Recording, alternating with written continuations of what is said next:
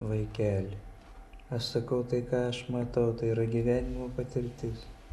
Ašgi pažįstu moteris, merginas. Ką galvoji? Ai, nieko.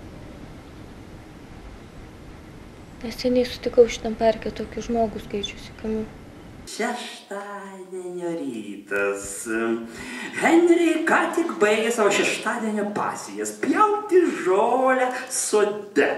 O pačiame sodelio gale yra prūdelis.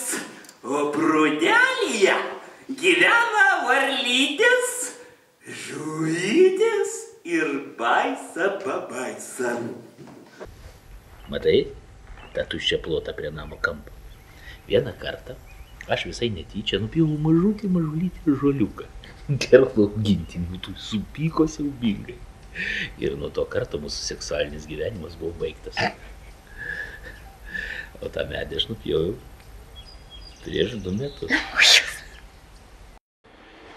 Studijuoju filosofiją, rašau eiles, turiu daug laisvo laiko gerti šampaną. Tu ką, tu patikėjai, kad jis yra Normano sūnėnas? Taigi čia bajeris. Jie taip juokauja dėl amžiaus skirtumo, jie gyvena kartu. Man, Gabrielė, atrodo, kad tau pernelyg daug kas atrodo. Ir dar man atrodo, kad kai tu grįši į Vilnių, tu visai nepasimylėsi, nes tau tik atrodys, kad tu pasimylėjai. Ir dar man atrodo, mergaitė, kad jau būtų laikas sužinoti, kuo vis tik tai kvepinasi Jonathan. Ir dar man atrodo, Gabrielė, o tiesą sakant, visai neatrodo, aš tiksliai žinau, kad jeigu dabar tu nesimsi ko nors kaip reikiant, ko nors iš esmės, nepaimsi į rankas lasdos arba dar geriau kardo ir nepradėsi visų tvatinti į visas pusės, tai tau, mieloji mūsų visai nešventoji mergaitė, o labai netgi kaltoji, šakės šakelė šakutės, gali užsisakyti savo grabą arba vietą Rygos krematoriume ir tada po 2 dienų eidama Hyde Parku ant suoliuko prie fontano ant suoliuko Gabrielė pamatė sėdinti Jonathan ir pirmą kartą per šias dienas švelnus pasaulio abejingumas atsivėrė jos liūdnos akims. Alberas Kamiu